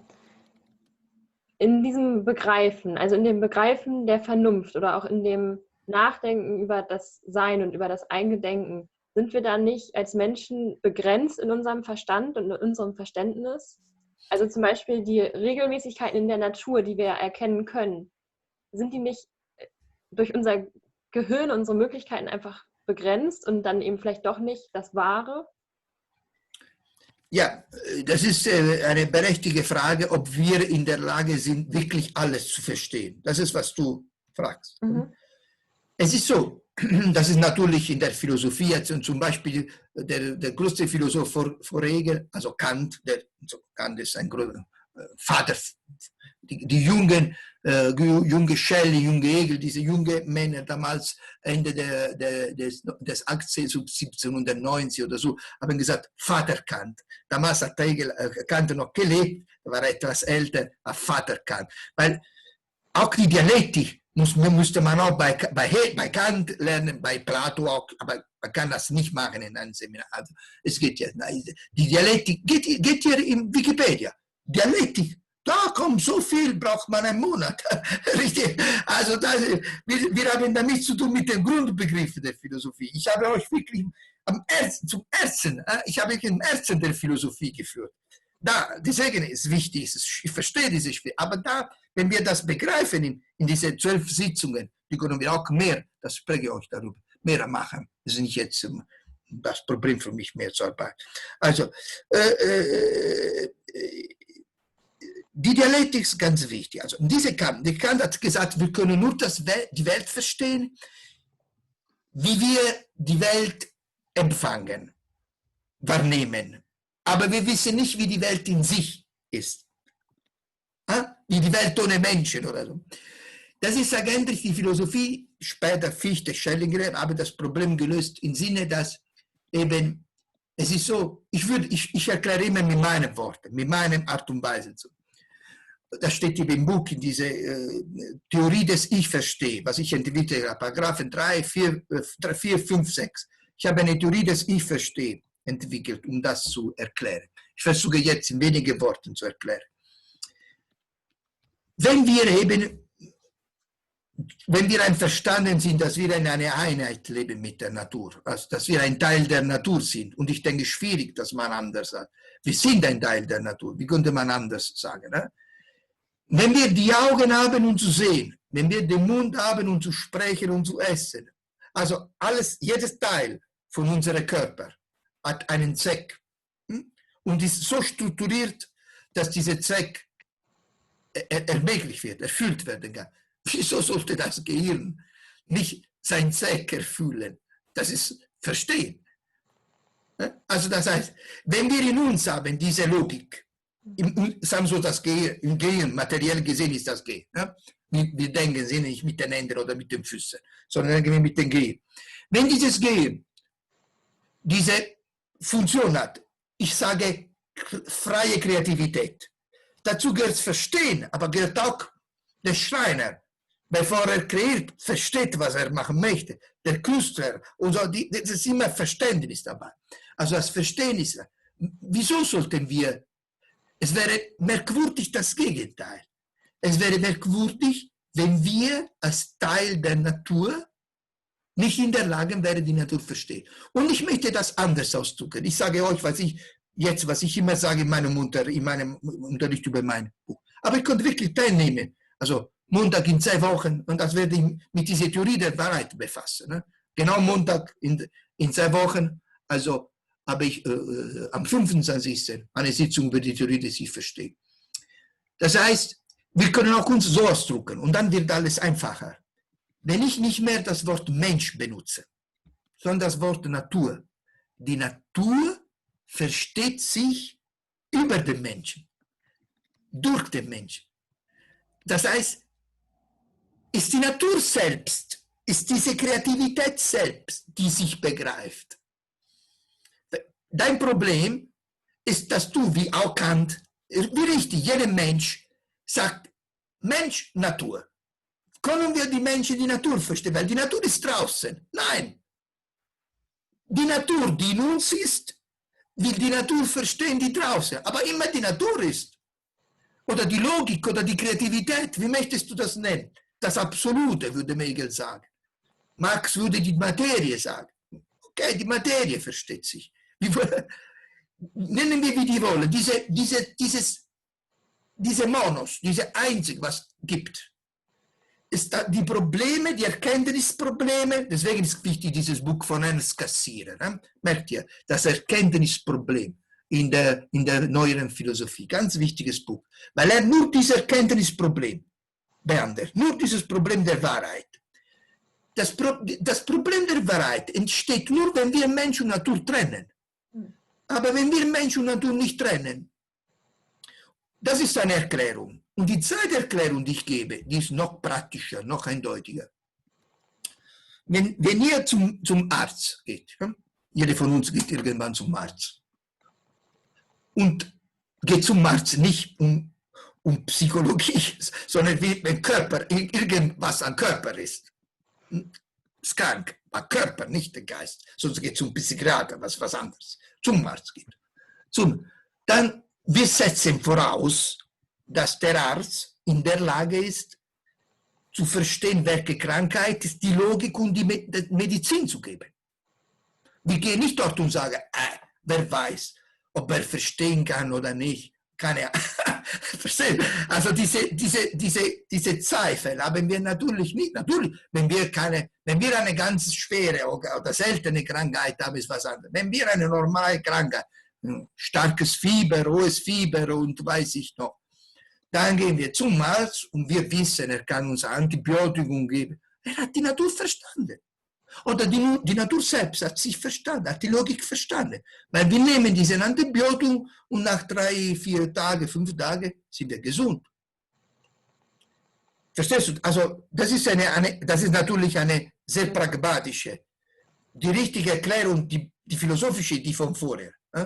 Aber auch, wenn wir Flugzeuge bauen können, wenn wir Motoren bauen können, wenn wir die ganze Technologie setzt das Verständnis der Natur voraus. Weil es sind Gesetze der Natur, die wir benutzen. Die ganze Technologie gründet sich auf Physik und Chemie. Auch wenn dieser Virus nicht natürlich ist, und dann haben die Chinesen in diesem Labor, das wissen wir noch nicht, aber nehmen wir an, dass dieser Virus, wie es vielleicht sein könnte, ist, weil sie gespielt haben mit der Natur. Oder wir wissen, dass es im biologischen Labor auf der Welt, nicht nur in China, biologische Waffen hergestellt werden. Wir wissen das. Wieso? Weil wir sind in der Lage, verstehst du, Marla? Also, es ist eine Tatsache. Das Ergebnis bestätigt quasi die Annahme. So ist es. Die bestätigt, ja. Aber wenn man jetzt dann über abstrakte Begriffe zum Beispiel nachdenkt, auch zum Beispiel über die Kategorien, die wir uns angeschaut haben, da funktioniert das Prinzip ja nicht, dass das praktische Ergebnis die Gedanken bestätigt. Und da frage ich mich einfach,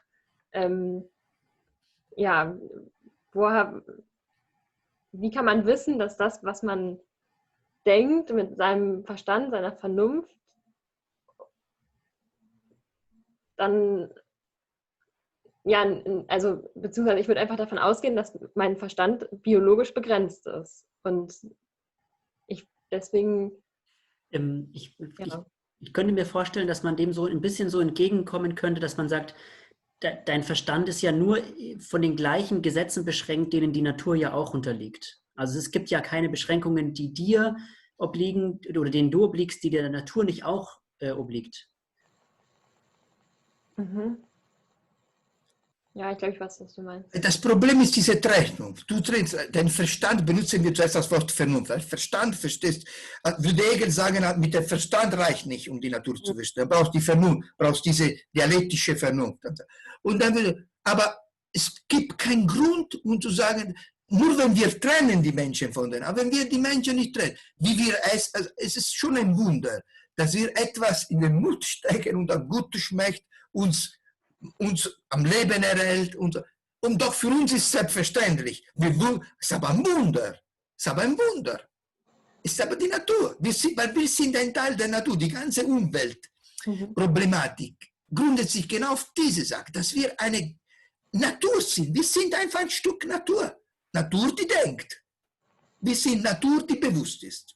Natur, die spricht. Wir sind Materie, die denkt. Materie würde den Malik sagen.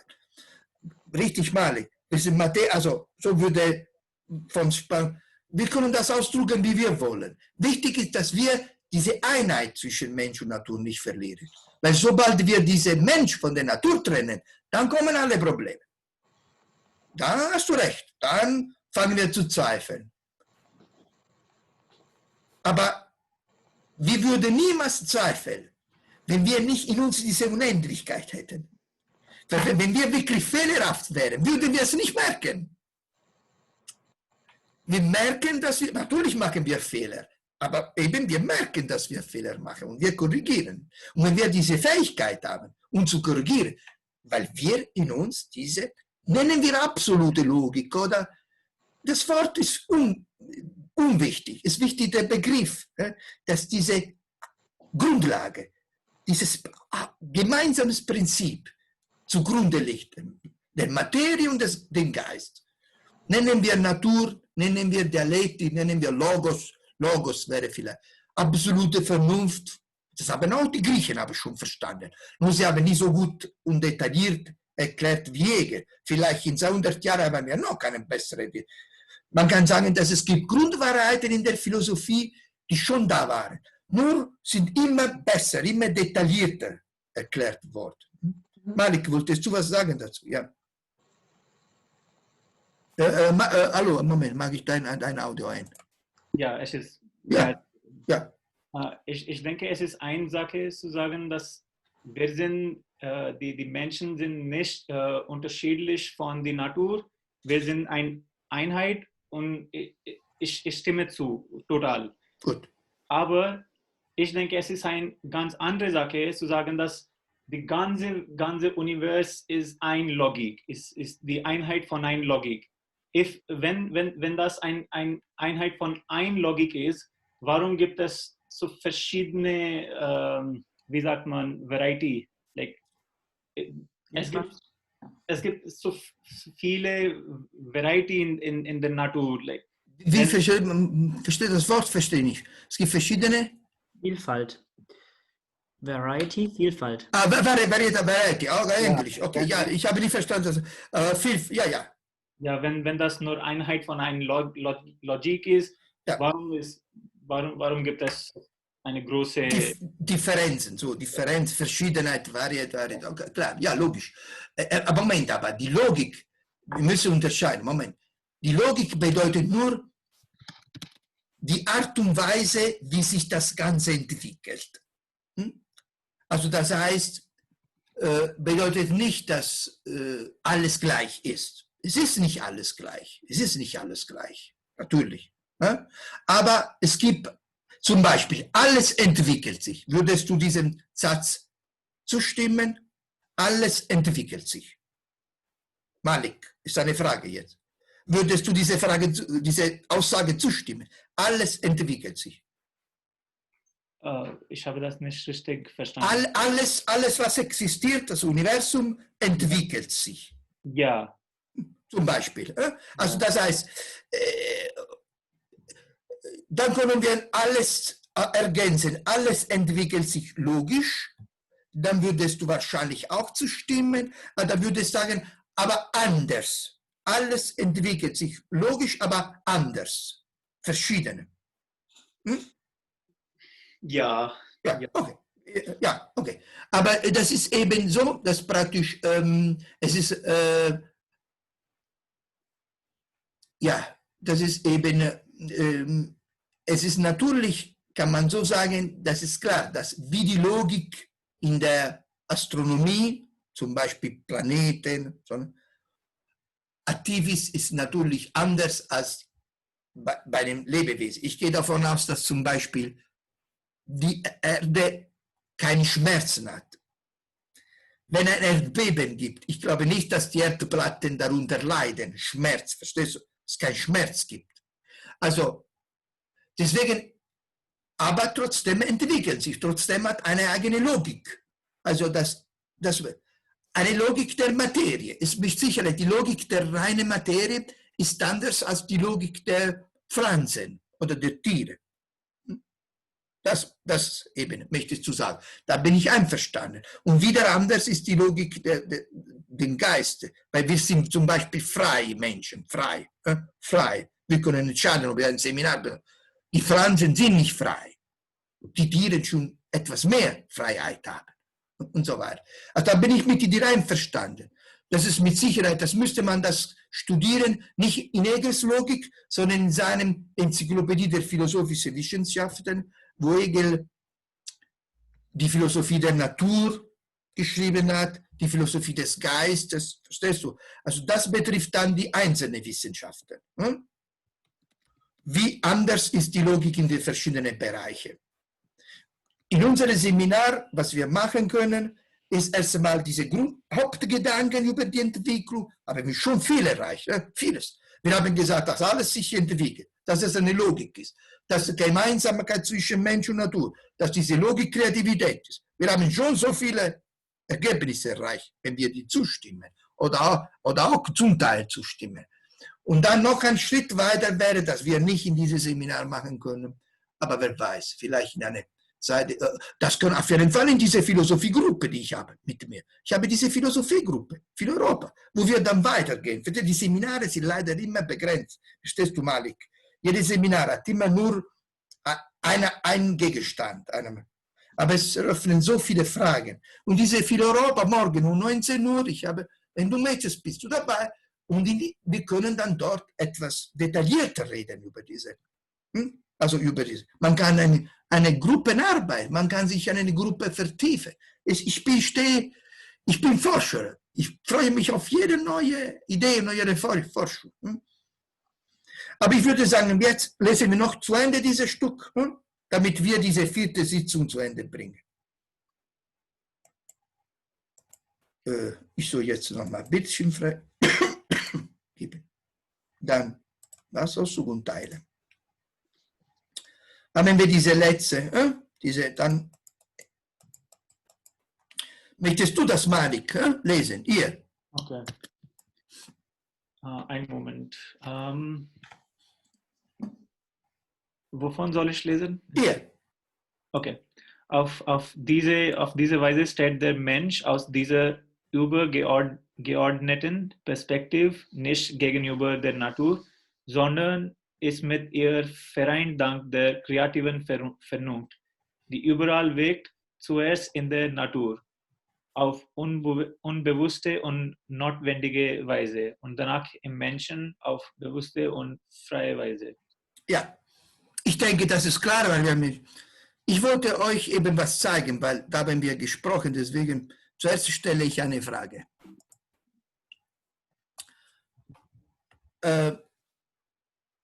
Habt ihr Zeit? Ich habe Zeit. Wenn ich Philosophie mag, ich habe immer Zeit. Ja. Also, ich bin gefährlich. Ja. Wie sieht es bei euch aus? Weil wir sind schon über die 1,5 Stunde. Aber ich gucke nicht auf die Uhr. So bis um 9 wäre bei mir auf jeden Fall also schon noch drin jetzt. Okay, gut, damit ich weiß, ja, wie viele. Alles klar, gut. Da wollte ich kurz was zeigen, was ich nicht vorbereitet hatte, aber habe ich das schon da ganz schnell, kann ich das nehmen. Und zwar, genau, das haben wir hier. Genau, so ist es. Weil das ist wichtig, dass man auch dann einen Hinblick hat. Genau, genau, das machen wir so. Kommen wir wieder zurück. So, freigeben, das, genau. Das ist eben Hegels System. Das heißt, Hegel hat praktisch ein System, wie jede große Philosophin, hat ein System der Philosophie, wo eben das Ganze ist, das ganze Universum, kann man sagen. Alles, was existiert, im System. Und dann die Wissenschaft der Logik ist eigentlich nur der erste Teil. Das habe ich schon gezeigt, glaube ich, bei der ersten Sitzung, oder wir gelesen haben. Also das heißt, die Wissenschaft der Logik sind die Prinzipien, da werden wir, damit beschäftigen wir uns, diese kreative Vernunft, das ist hier, die Vernunft, natürlich von uns, aber auch von der Natur. Und dann ist die Naturphilosophie, das ist, was Friedrich Engels übernommen hat von Hegel, die Dialektik der Natur, ist Dialektik, und also Mechanik, Physik, organische Natur, geologische Natur, also Geologie, Erde, also Planeten, Erde, dann vegetabilisch, also Pflanzenreich, dann tierischen Reich, Tierreich, und dann entsteht der Geist. Also das ist die Kreativität in der Materie, kann man sagen, und dann die Kreativität im Geist. Nun, das ist die Kreativität, die Logik ist die Kreativität in sich, kann man so sich auch ausdrücken. Und seht ihr, wie der Mensch entsteht aus der Natur. Das hat Hegel 50, 60 Jahre vor Darwin geschrieben. Schelling und Hegel hatten schon verstanden, dass der Geist aus der Natur entsteht. Die Einheit ist da. Also das ist diese Idee. Das ist unbewusst, zum Teil im tierischen, bei Tiere sind zum Teil bewusst, aber natürlich sind nicht bewusst, dass sie kreativ sind und dass sie schöpferisch sind. Aber die Pflanzen sind unbewusst. Vielleicht haben sie Wahrnehmungen. Neuere Forschungen, die sagen, die empfinden auch Schmerz, die Pflanzen. Aber natürlich die Steine, soweit wir wissen, die Planeten nicht. Also es ist eine Entwicklung von reiner Materie, biologischer Natur, zum Geist. Immer mehr Bewusstsein, immer mehr Idealität, wie sollen wir sagen. Diese Kreativität wird immer bewusster. Und dann der Geist ist natürlich das Bewusstsein. Das, nicht natürlich die Menschen am Anfang der Geschichte. Dann die Menschen haben gebraucht Zeit gebraucht, um davon bewusst zu werden. Deswegen haben wir die Geschichte gehabt, bis zur Aufklärung. Die Aufklärung, diese Zeit, wo die Menschen bewusst sind, dass sie vernünftig sind. Das ist die Entwicklung. Und diese erklärt, ich muss wieder zurück, erklärt vielleicht besser diesen Satz, was wir vorher gelesen hatten, müsste diese sein, genau, dass eben die Vernunft überall wirkt, zuerst in der Natur wirkt die Kreativität, auf unbewusste und notwendige Weise, natürlich notwendige Weise. Die Erde kann nicht entscheiden, wie sich um die Sonne herumkreist. Gibt es keine Freiheit. Es ist Mechanismus. Und danach im Menschen, auf bewusste und freie Weise. Der Mensch kann entscheiden. Der Mensch kann entscheiden. Wir werden über die Freiheit reden, einmal. Richtig. Wir bleiben erstmal bei der normalen, bei der alltäglichen Begriff von Freiheit. Sonst gehen wir wenn wir über die Freiheit reden, dann wird jetzt Mitternacht. Das wollen wir nicht. Also, wir lesen ja auch dieses letzte Stück, wenn keine Fragen sind. Dann vielleicht, wer hat noch nicht gelesen? Habt ihr alle gelesen? Ich kann auch einfach nochmal lesen. Möchte noch mal lesen? Los, nein. Das Wesen des Menschen ist genau diese Kreativität, die in ihm wirkt. Diese Kreativität ist aber das Absolute, da sie überall wirkt, nicht nur in den Menschen. In den Menschen aber wird die Kreativität bewusst. Man kann auch sagen, dass im Menschen das Absolute von sich bewusst wird. Absoluter Geist bei Hegel. Die Religion und vor allem die Philosophie sind die Weisen dieses Selbstbewusstseins. Auch die Kunst. Fragezeichen. Perfekt. Also das heißt eben, im Mensch wirkt, wir können diese Kreativität das Absolute nennen. Was bedeutet? Überall ist. Egal, was wir in den Händen nehmen von dem Universum oder was wir, da ist Kreativität am Werk. Ob jetzt Materie kreativ ist oder Tiere kreativ sind oder Geist kreativ ist, überall ist. Oder wie gesagt, Negativität. Der Grund, ich wollte dieses Wort Negativität erklären. Das ist ganz wichtig, die Negativität. Und das ist Kreativität. Dann lässt mich, und so habe ich das Gefühl, alles besser verstehen. Bitte, Lukas. Ich befürchte fast, dass das jetzt wieder so ein bisschen länger dauern könnte, aber ich frage jetzt einfach trotzdem mal. Und zwar das Absolute, das Hegel immer wieder verwendet. Ja. Da bin ich noch nicht, also ich habe jetzt verstanden, wie er das von dem Allgemeinen unterscheidet, aber was war, also für Hegel scheint es so ein, ich habe das Gefühl, dass Hegel meint, wir wissen schon, was er mit absolut meint, bevor er es erklärt. Also war das vielleicht irgendwas, das scheint irgendwie sein Ziel seiner Philosophie zu sein, was meint er damit? Damit er meint es, dass wir praktisch, wenn wir in der Logik mit unserer Vernunft beschäftigen, und wir haben das alles im Kopf, was ich gesagt habe, dass wir praktisch diese Vernunft überall wirkt und so weiter. Dass wir praktisch diese Vernunft das Absolut ist. Natürlich, du kannst sagen, Hegel in dieser Vorrede scheint, dass er schon weiß, was er sagt, bevor er das erklärt hat, bevor er begründet hat. Hast du recht. Er sagt am Ende der Vorrede. Die Vorrede werden immer am Ende geschrieben, nicht am Anfang der Bücher. Ist logisch. Aber wieso ist wichtig? Ich hätte auch gleich lesen können, die erste Seite der Logik. Aber da hätte sowieso alles sagen müssen. Das heißt, wenn man einfach die Logik nimmt und da versteht man braucht eine Einführung, man muss verstehen, in welche Dimension man denkt. Ohne diese ganze Begrifflichkeit wäre unmöglich. Das ist meine Aufgabe. Sonst wäre auch möglich für euch die Logik ohne mich, ohne einen Dozent zu lesen. Der Dozent muss genau da, ich habe schon gelesen, die Logik, Philosophie, ich weiß, und Hegel hatte auch natürlich schon alles im Kopf. Also ein bisschen eine Art Vorbereitung. Wenn man sagt, bevor wir mit der Logik wirklich beginnen, dann irgendwie hat man schon eine Dimension, in der man weiß, womit man sich beschäftigt. Das Absolute ist genau diese Vernunft, die überall tätig ist und in uns auch ist. Es könnte nicht anders sein, weil in uns alles, was in der Natur ist, ist auch in uns. Wasser ist in uns, Luft ist in uns, Erde ist in uns, Erde als Knochen und so weiter. Ist alles in uns. Die Vernunft ist auch in uns, sogar unser Wesen. Und das ist das Absolute. Weil ihr werdet nie eine Stelle im Universum finden ohne Kreativität. Ohne diese Bewegung der Schöpfung. Und zum Beispiel die altgriechische Philosophie, die ganz ersten Philosophen, Thales hatte gesagt, das Absolute ist das Wasser. Also die Philosophen haben sich mit diesen Gedanken gestellt. Was ist das Prinzip von allem? Thales sagt das Wasser. Nichts. Aber das Wasser braucht auch etwas. Wie würden Leute sagen? Wer hat das Wasser geschaffen? Anaxagoras ist die Nuss. Also es gibt eine Mens, einen Kopf, eine Intelligenz, die alles regelt. Andere Philosophen, Anaximenes, sagt die Luft.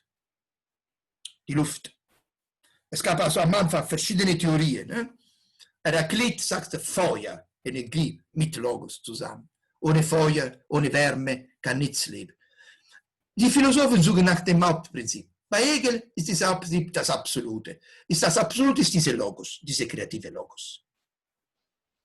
Auch wenn wir sagen, zum Beispiel war eine Frage vom letzten Seminar. Ein Student, Moritz, wenn ich mich richtig erinnere, hatte gefragt, dann mit dem Urknall beginnt die Kreativität.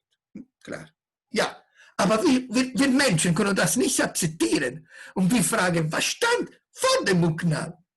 Weil für uns ist doch der Urknall eine Kreation. Es zum Verrücktwerden. Wir können ins Unendliche gehen, sowohl zurück als auch hin. Wir haben in uns diese Unendlichkeit, weil wir sind diese absolute Vernunft. Diese grenzenlose Vernunft. Ich mache immer ein Beispiel. Jeder von uns konnte sein Leben planen, 5000 Jahre, 10.000 Jahre. Wir machen das nicht, weil wir begrenzt sind im Körper, aber geistig nicht. Deswegen ist es so wichtig, die Staaten. Wenn die Staaten eine Weltstadt hätten, dann könnten die Menschen in dieser Weltstadt wirklich die nächsten 5000 Jahre planen. Weißt du, wie die Menschheit erreichen könnte? Können wir vielleicht das Leben verlängern, Medizin zusammen, ne? Ohne dass sie Geld Unsinn für Militär, für Waffen ausgeben. Geld gegen die Armut zum Beispiel ausgeben und viel besser leben. Weil die Menschheit kann sich wirklich planen.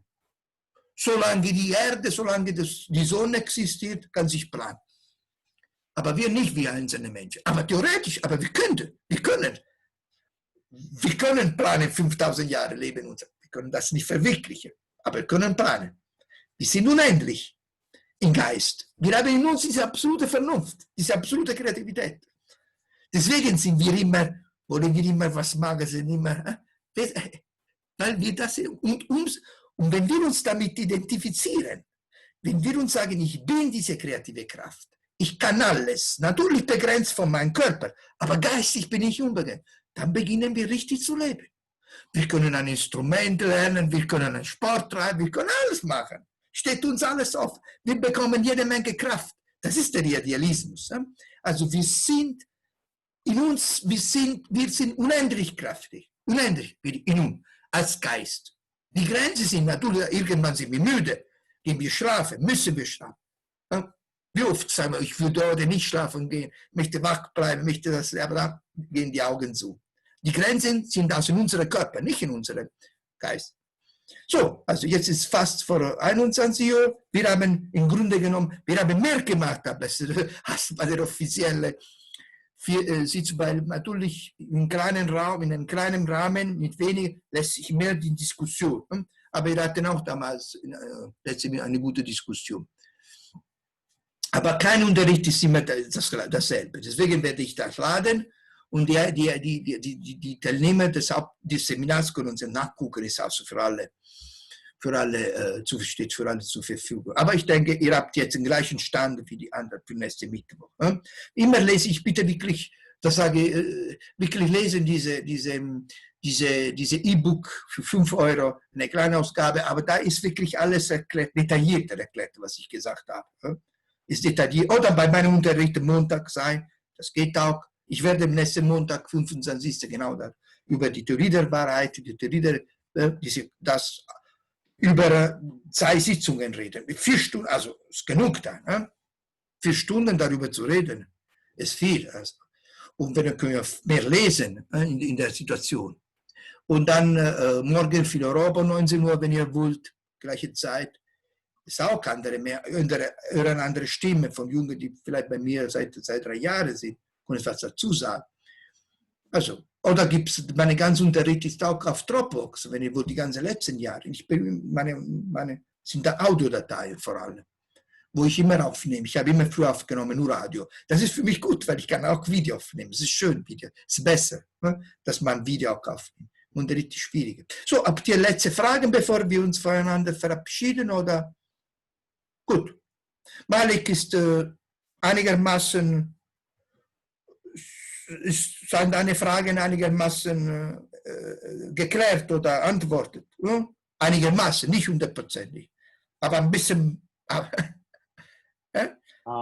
Ja, aber du kannst praktisch darüber Gedanken machen und die wiederstellen nochmal. Nächstes Mal. Ich denke, ich werde über die Harmonie und Kontradiktion ein bisschen weiter studieren. Ja. Dann vielleicht. Aber hast du verstanden, dass für mich die Harmonie ist ein vorübergehendes Ergebnis von einer Entwicklung, die in sich mit Widerspruch geht. Also für Hegel ist es so. Habe ich mir richtig. Ich glaube, das nächste Mal sprechen wir darüber, detailliert, weil sonst ist es ein Missverständnis. Weil wenn man würde sagen, Hegel ist Philosoph der Harmonie, wäre nicht korrekt. Ist Philosoph des Widerspruchs, aber des Widerspruch, der zu einer Harmonie führt, die aber leider wieder zerspricht in einen Widerspruch und wieder in eine Harmonie kommt. Das ist unser Leben auch. Ein Tag geht uns besser, ein Tag geht uns schlechter. Ich hoffe, dass heute also ein guter Abend, ein harmonischer Abend, können wir so beenden. Wünsche euch einen harmonischen Abend und wir sehen uns dann übermorgen. Ja. Gleichfalls und danke für das Extra-Seminar. Ja, gerne gemacht. Ciao, ciao, schönen Abend. Ciao, ciao.